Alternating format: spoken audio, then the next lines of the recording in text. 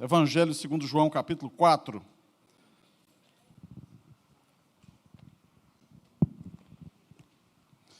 Dá tempo você compartilhar o link da transmissão deste culto no YouTube, nosso canal no YouTube, para teus familiares e amigos, para que também sejam abençoados pela palavra do Senhor nesta noite. Quero te pedir a fineza de seguir nossa igreja nas redes sociais, vai facilitar que você tenha conhecimento das nossas programações, tudo que tem sido feito, desenvolvido, para edificar a nossa vida, a nossa igreja, também tua vida e tua família. Segue nossa igreja lá, por favor, no Instagram, e te inscreva em nosso canal no YouTube, com certeza vai te abençoar. João capítulo, eu falei qual capítulo? 4, este mesmo. João 4, de 46 a 54, cura em Caná da Galileia. Vamos ao texto bíblico? Ele diz o seguinte: Jesus foi outra vez a Caná da Galileia, onde tinha transformado água em vinho. E havia ali um oficial do rei, cujo filho estava doente em Cafarnaum. Quando ouviu dizer que Jesus tinha vindo da Judeia para a Galileia, foi até ele e pediu-lhe que fosse curar seu filho que estava morrendo. Então Jesus lhe disse: se vocês não virem sinais e prodígios, de modo nenhum crerão. O oficial pediu mais uma vez: Senhor, venha antes que o meu filho morra. Jesus respondeu: vá, seu filho vai viver. O homem creu na palavra de Jesus e partiu. Quando já estava a caminho, os seus servos vieram ao encontro dele, anunciando-lhe que o seu filho estava vivo. Então perguntou a que horas o seu filho havia se sentido melhor. Informaram: ontem, à 13h, a febre o deixou. Com isso, o pai reconheceu que aquela era precisamente a hora em que Jesus tinha dito a ele: o seu filho vai viver.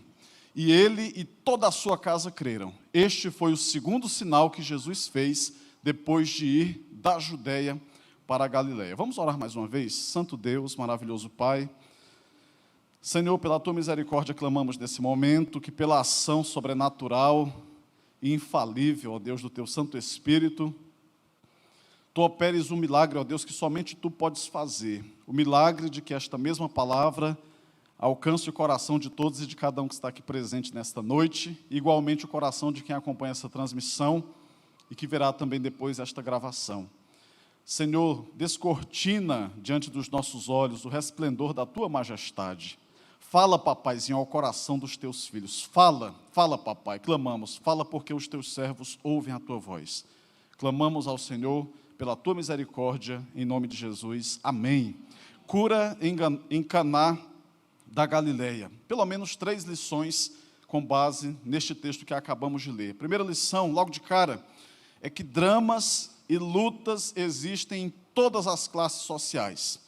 Versículo 46 diz: e havia ali um oficial do rei, cujo filho estava doente. Ele era um oficial de ninguém mais, ninguém menos do que Herodes Antipas.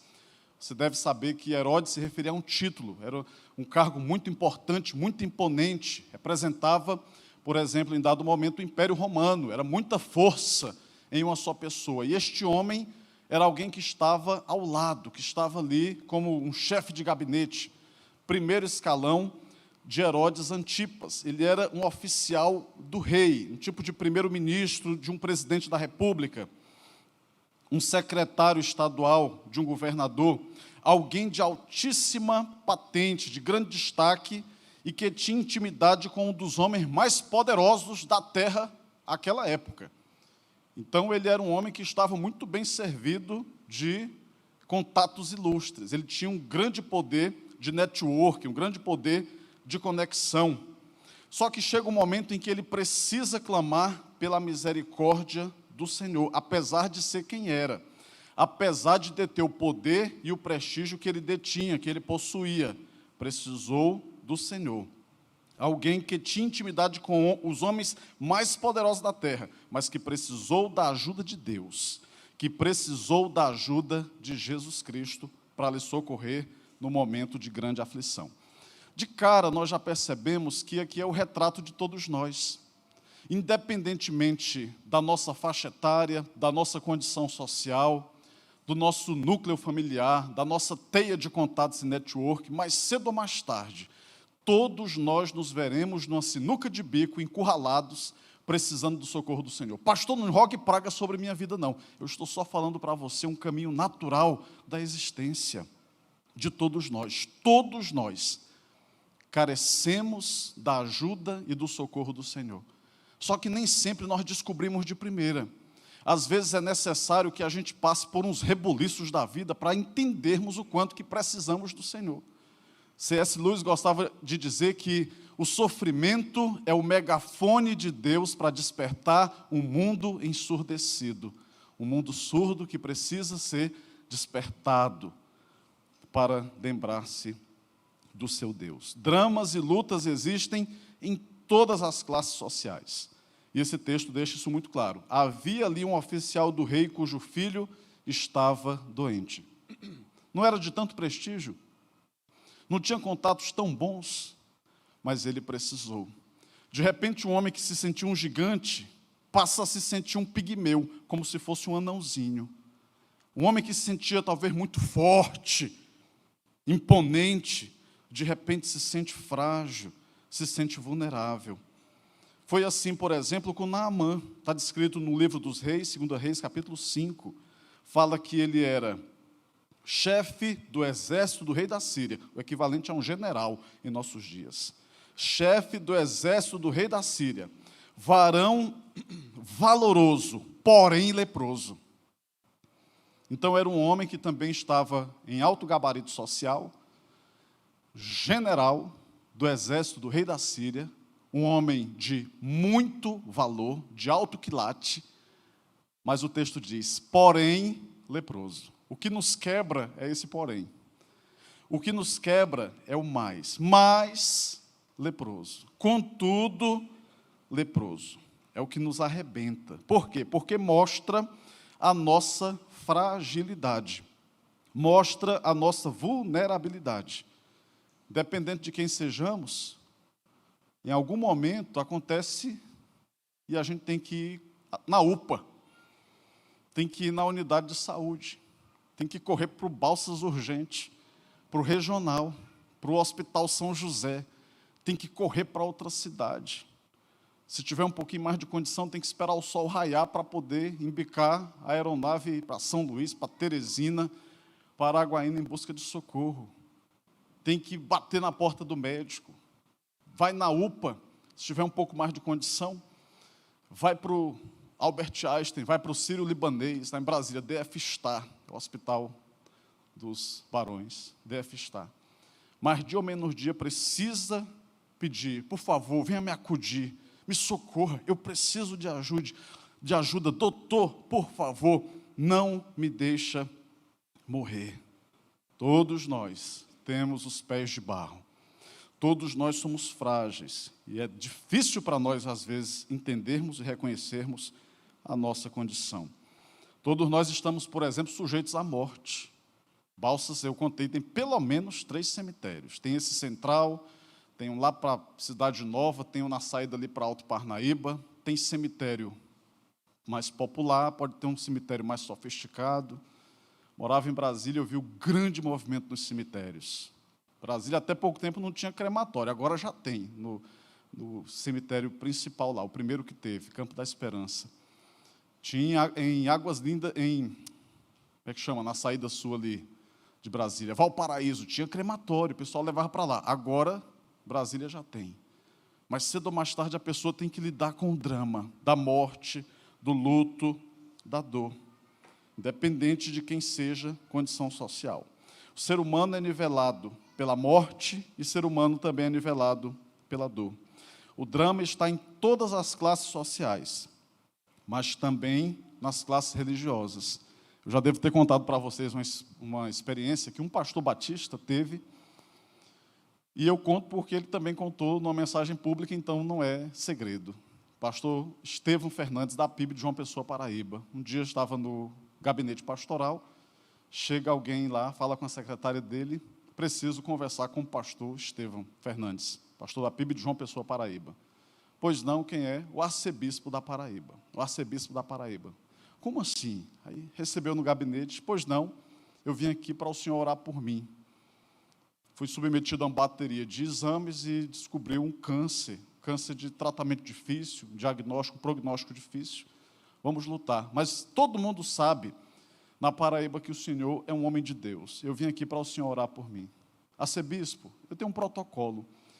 Eu gosto que a gente ore de joelhos. Podemos orar? Os dois se ajoelharam, foram clamar a misericórdia do Senhor. E ele perguntou, posso compartilhar esse testemunho? Pode.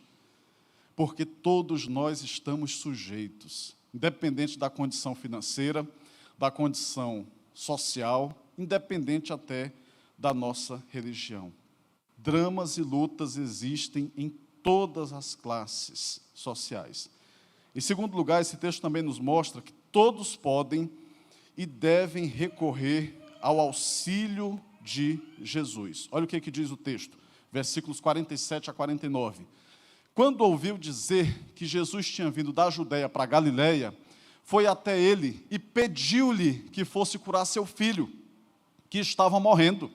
Então Jesus lhe disse, se vocês não virem sinais e prodígios, de modo nenhum crerão. O oficial pediu mais uma vez, Senhor, venha antes que o meu filho morra. Todos podem e todos devem recorrer ao auxílio de Jesus. O oficial do rei, um homem de muito prestígio social, de grande gabarito, naquele contexto no qual ele vivia, precisou e correu atrás, pediu ajuda, pediu socorro. Era o chefe do exército do rei da Síria, como foi, por exemplo, o caso de Naamã, clamou. O arcebispo da Paraíba clamou. Marta e Maria, Senhor, nosso irmão está muito enfermo, quase para morrer. Clamaram a Jesus, vem socorrer Lázaro. Todos podem e todos devem clamar, independente de quem seja a pessoa. Os versículos 47 a 49 deixam isso muito claro. O oficial do rei foi pedir, ele foi pedir, Senhor, cure o meu filho. Imagine a barreira psicológica que tinha na cabeça daquele homem. Eu nunca pedi nada para ninguém. Eu trabalhei muito e me tornei quem eu sou exatamente para não ter que mendigar nada para ninguém. Eu não gosto da ideia de dever favor para ninguém. Imagine a barreira que ele teve que romper. E não era só uma barreira psicológica, tinha também uma barreira social, de dizer, eu sou um homem endinheirado, eu tenho uma grande abundância de bens materiais, mas isso tudo não está conseguindo reverter o quadro de saúde do meu filho. E tinha também a barreira política e religiosa, porque Herodes Antipas era conectado com o Império Romano. O Império Romano não suportava a ideia de Jesus. E os Herodes, eles repudiavam a ideia de ter Jesus na face da terra. Tanto que desde bebezinho, desde o ventre da mãe, eles já tramavam de alguma forma a morte de Jesus Cristo. E de repente aquele homem que está completamente do lado de lá, que joga para o outro time, tem que atravessar a fronteira e pedir para um arquirrival, para um inimigo em potencial, ajuda e pedir socorro. Quantas barreiras aquele homem teve que superar para ver o milagre do Senhor na sua vida. Todos podem e devem recorrer ao auxílio do Senhor. Por que isso aqui foi extremamente problemático para aquele homem? Porque quando nós pedimos algo para alguém, nós nos submetemos àquela pessoa. Olha o que diz o texto. Voltem para nós. Versículos 47 e 49. Quando ouviu dizer que Jesus tinha vindo da Judeia para a Galiléia, foi até ele e pediu-lhe que fosse curar o seu filho, que estava morrendo. Então Jesus disse, se vocês não virem sinais e prodígios, de modo nenhum crerão. O oficial pediu mais uma vez. Então ele rompeu a barreira do constrangimento e da vergonha. Talvez você já tenha tido que correr com algum familiar, por exemplo, um filho doente, dando uma crise. Você chega, você é mulher, você desce do salto, você sai descabelada, você vence a timidez, vence a vergonha, você enfrenta o guarda que tem lá no pronto atendimento, você às vezes perde o controle emocional, quer gritar com o médico, salva meu filho. Por quê? O sertanejo diz, a dor ensina a gemer. A gente enfrenta a luta, naquela hora nós sabemos o tamanho da nossa necessidade. Tudo que aquele homem havia conquistado se tornou nada, diante da simples possibilidade de perder o seu filho. Naquela hora ele entendeu o que realmente tinha valor, por isso ele se aproximou de Jesus e por isso ele pediu. Naquela hora não estava ali um oficial do rei apenas, mas estava um pai desesperado, lutando para não perder o seu tesouro, lutando para não perder a vida do seu filho. Mateus 15, de 21 a 28, fala sobre a cura da filha de uma mulher cananeia. E aquela mulher, eu gosto da versão que fala que era a cura da filha de uma mulher cirofenícia, porque fica mais fácil para nós entendermos que tem um conflito geopolítico pelo meio, e religioso. É como se um palestino atravessasse a fronteira do seu país para ir em Israel pedir ajuda, em um momento conturbado como esse que estão vivendo. Ela estava naquela região cananeia, mas a sua região era cirofenícia. Em resumo, era uma mulher estrangeira, que não ia com a cara dos outros e ninguém ia com a cara dela. Então a reação deles era uma relação de animosidade, de antipatia, de resistência, de rejeição. Ela se aproxima de Jesus. Ela vai a Jesus porque ela está buscando cura para a sua filha. A sua filha é endemoniada. O CAPS não pode resolver. A UPA não pode resolver.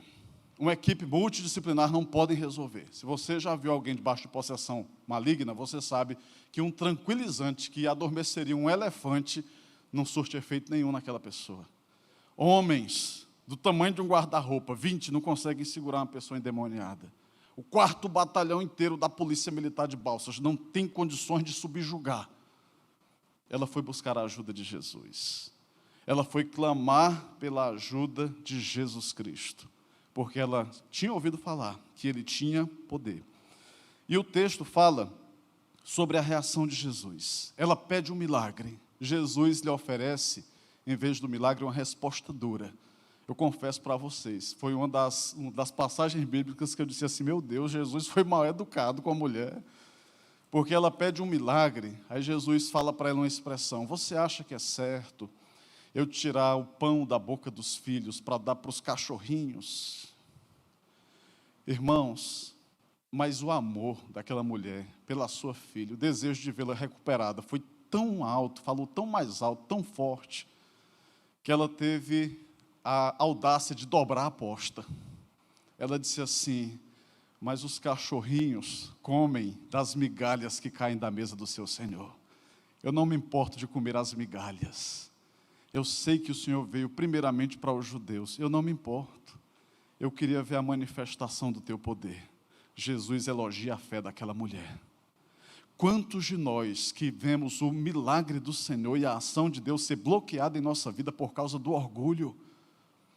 Porque nem tudo sai conforme nós imaginávamos que deveria sair.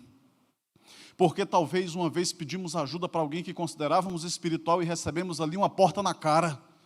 Recebemos um não, uma resposta, um acolhimento diferente daquele que nós esperávamos. E com aquilo nós nos enclausuramos, nós nos reservamos e vamos alimentando, nutrindo a nossa angústia, a nossa dor. O orgulho nos afasta de Deus. O orgulho bloqueia o milagre de Deus em nossa vida. A Bíblia diz que Deus resiste aos orgulhosos, mas concede graça aos humildes. Quem é humilde? É aquele que se submete à ação de Deus. Aquele que fecha os olhos para tudo aquilo que os demais seres humanos e mortais enxergam com lupa. A pessoa diz assim, isso aqui é insignificante, quando eu posso ver na minha vida a manifestação do poder de Deus. É lindíssima essa passagem. Aquela mulher fala, Senhor, não é certo tirar o pão da boca dos filhos para dar para os cachorrinhos, mas o Senhor sabe, os cachorrinhos têm prazer até de comer as migalhas que caem da mesa do seu Senhor, da mesa do seu dono. Possessão demoníaca não tinha como ser resolvida de maneira natural, como eu mencionei para vocês. Precisava da intervenção divina. Muitas lutas, e provavelmente todas elas, ou a maior parte delas que nós enfrentamos, que eu e você enfrentamos, são lutas que só podem ser resolvidas com a ação sobrenatural de Deus. A boa notícia é que Deus quer agir. A Bíblia diz que basta uma palavra do Senhor, basta um toque do Senhor. Quando o Senhor deu uma ordem, o mar se acalmou. O mar poderia estar tempestuoso, as águas turbulentas, como fosse, a ponto de destruir qualquer embarcação, matar afogado o mais profissional nadador. Mas diante de Jesus, o mar se acalma. Diante de Jesus, o pior inimigo que nós imaginamos ter, o pior vilão, aquilo que nos causa mais medo, pavor, o pior mal, diante de Jesus, evapora, desaparece. Jesus tem poder de colocar todas as coisas no seu devido lugar. Todos podem e devem recorrer ao auxílio de Jesus. O rico, o pobre, o nacional, o estrangeiro, o convertido, o não convertido, independentemente da sua religião. Coração machucado, sequelado, dilacerado. A Bíblia diz, ao coração quebrantado, Deus não vai desprezar. Te derrama diante do Senhor, confie no Senhor. Em terceiro e último lugar, esse texto também nos faz entender que todos os que crerem verão a manifestação do poder de Jesus. O versículo 50 diz, vá, Jesus falou para aquele homem, vá, o seu filho vai viver. Vá, o seu filho vai viver. Quebrou o orgulho, pediu uma vez, Jesus deu uma resposta que parece que nem estava respondendo o que ele tinha perguntado, e ele pede de novo, apesar de ser quem era. Desceu do salto, com o cangote era grosso, afinou, se dobrou, se humilhou, e Jesus manifestou o seu poder. O que está faltando para muitos de nós? Nos humilharmos diante do Senhor. A Bíblia diz, humilhai-vos diante da potente mão de Deus. Humilhai-vos diante do Senhor. E Ele fará o quê? Para que ao seu tempo nos exalte. Humilhe-se, quebrante diante do Senhor. Coloca diante do Senhor. Vença as travas, os orgulhos. Talvez você é uma pessoa que perdeu a bênção de conviver na comunhão maravilhosa de uma igreja, porque às vezes alguém falou alguma coisa que não deveria ter dito para você.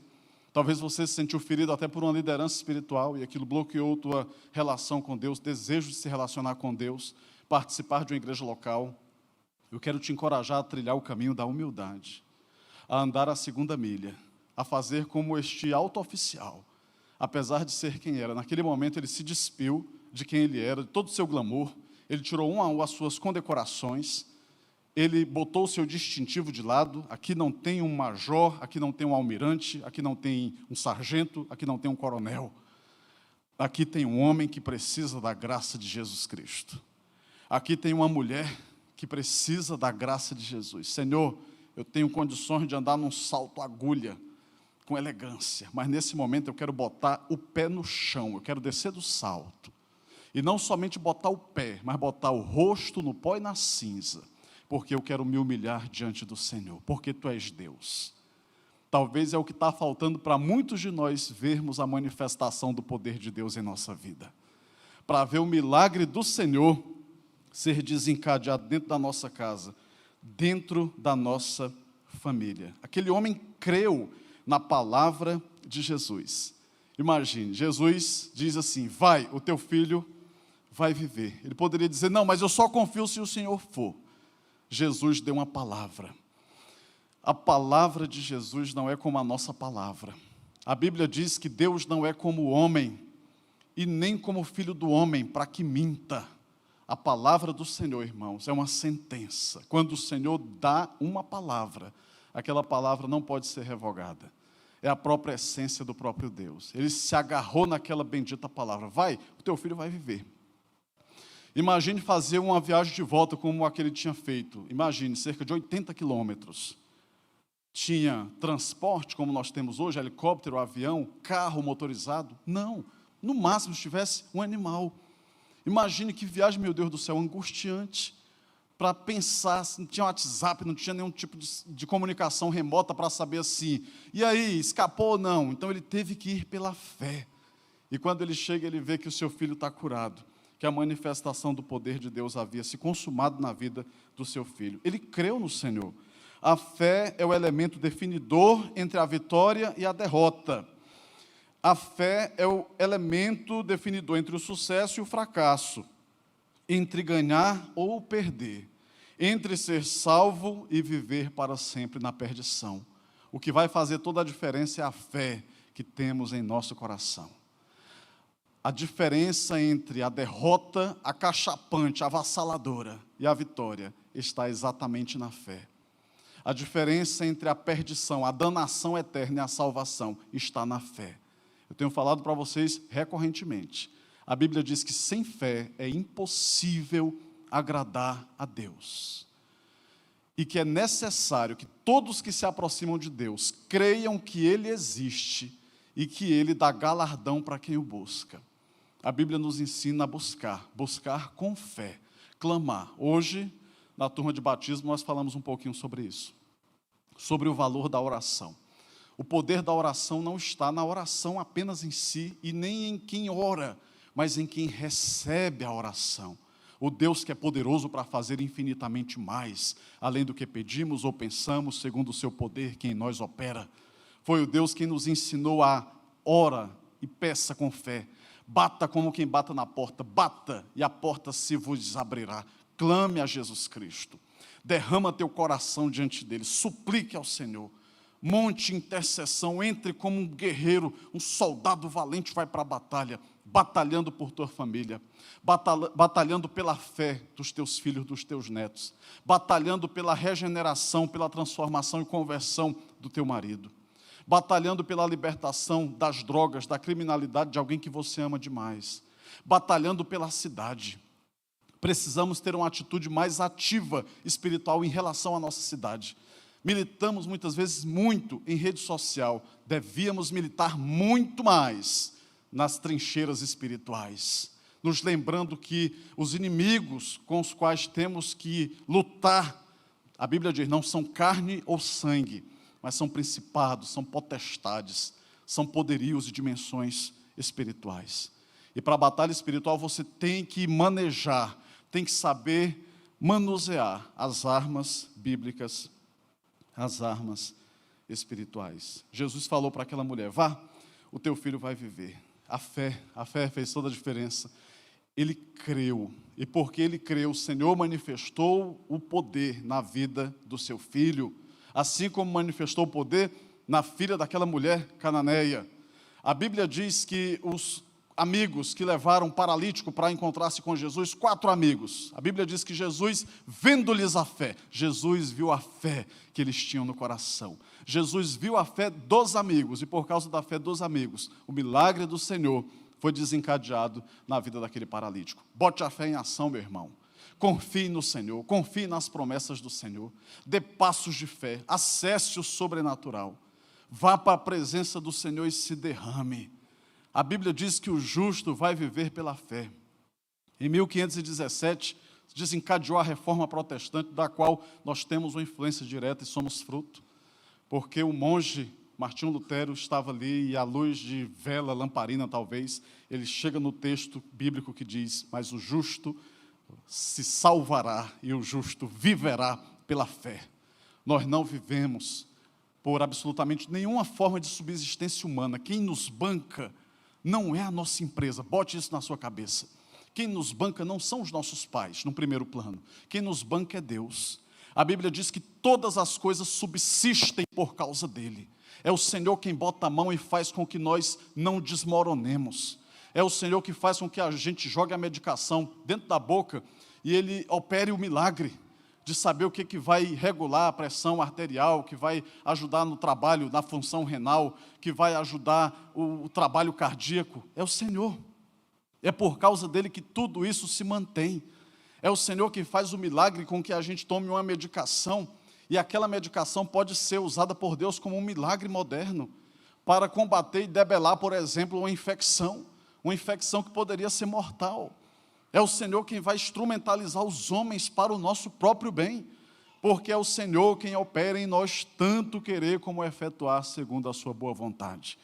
Quantas armas poderosas que nós não estamos acessando, porque não queremos botar a fé em ação. Confie no Senhor, clame ao Senhor, desça do salto, desça do seu orgulho e se aproxime do Senhor com humildade.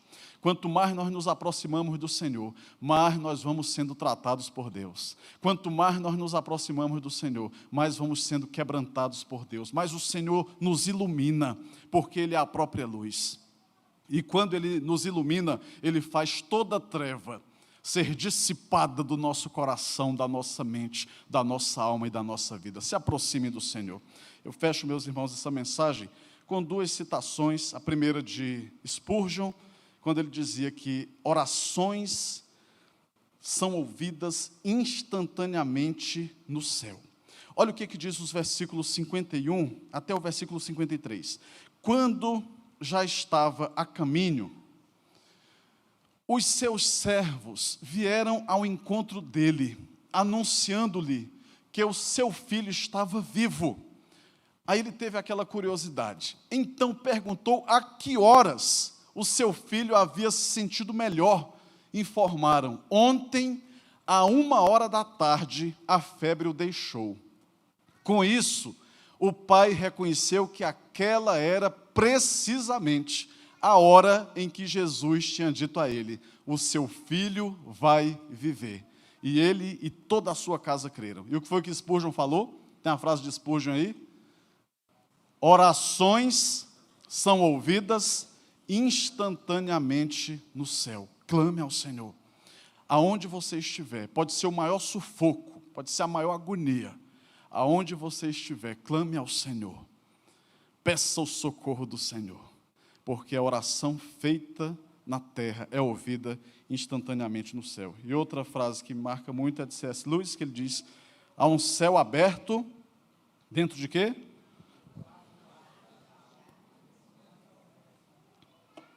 Há um céu aberto, dentro de um quarto fechado, quando eu começo a orar. Busque a face do Senhor, dependente de quem você seja, de quem tu és. Busque a face do Senhor. Aproxima-te do Senhor com humildade. Desce do salto. Senhor, eu estou aqui, eu estou descendo do salto, eu estou deixando de lado as minhas insígnias, as minhas condecorações, as minhas patentes, o meu prestígio, o meu glamour, o que eu tenho, porque eu quero me apresentar diante do Senhor, meu Pai, simplesmente como eu sou. E eu quero clamar ao Senhor. Qual é a razão? Qual é a principal razão pela qual você clamaria ao Senhor nesta noite? Pela tua própria salvação, pela salvação da tua alma e pelo perdão dos teus pecados? Talvez um milagre que você precisa. Algo que na literatura médica não tem resposta, mas o Senhor é capaz de começar uma história nova a partir de hoje na tua vida. Porque Ele é poderoso para fazer infinitamente mais além do que pedimos ou pensamos. Às vezes eu estou em jornadas de oração com a igreja, e nessa semana teremos uma de terça até sexta-feira, 5h, e tem um momento que eu digo assim: vamos fazer um tempo de oração aqui por orações por causas impossíveis. Existe alguma causa impossível? Alguma doença que o médico disse assim: olha, isso aqui tem tratamento, joga para remissão, mas não tem cura. Tu tens coragem de orar a Jesus, clamando a Ele: Senhor, quebra a lógica médica, meu Deus, e manifesta teu poder. Senhor, usa o meu corpo e a minha vida como instrumento nas tuas mãos para a operação do teu milagre. Senhor, quem conhece o poder da bioquímica sabe que qualquer tipo de droga, algumas mais potentes que as outras, elas são praticamente impossíveis de serem abandonadas. Porque o crack é forte, a cocaína é forte, o óxido é forte, mas tu és infinitamente mais forte. E eu sei que o teu poder, meu Deus, pode botar debaixo da planta dos teus pés essa prisão chamada dependência química. Tu tens coragem de clamar por alguém que tu amas, pela salvação de um casamento, pela restauração de uma vida. Alguém que vive uma vida tão depravada como se fosse um demônio na terra. Tu tens coragem de clamar para Jesus libertar essa vida, para Jesus libertar essa alma, para Jesus tirar todo o lixo, toda a podridão, toda a carniça dessa alma, dessa pessoa que tu amas, que tu não te conformas com a perdição dessa pessoa? Pois vamos clamar a Jesus agora. Vamos clamar a Jesus por causas impossíveis, porque o Deus que curou o filho daquele oficial, o Deus que curou a filha endemoniada da mulher Cirofenícia, é o Deus que está aqui hoje. O Deus de Abraão, Isaque e Jacó é o Deus da tua vida e da minha vida, é o nosso Deus. Vamos clamar a Jesus? Vamos orar ao Senhor. Nosso Deus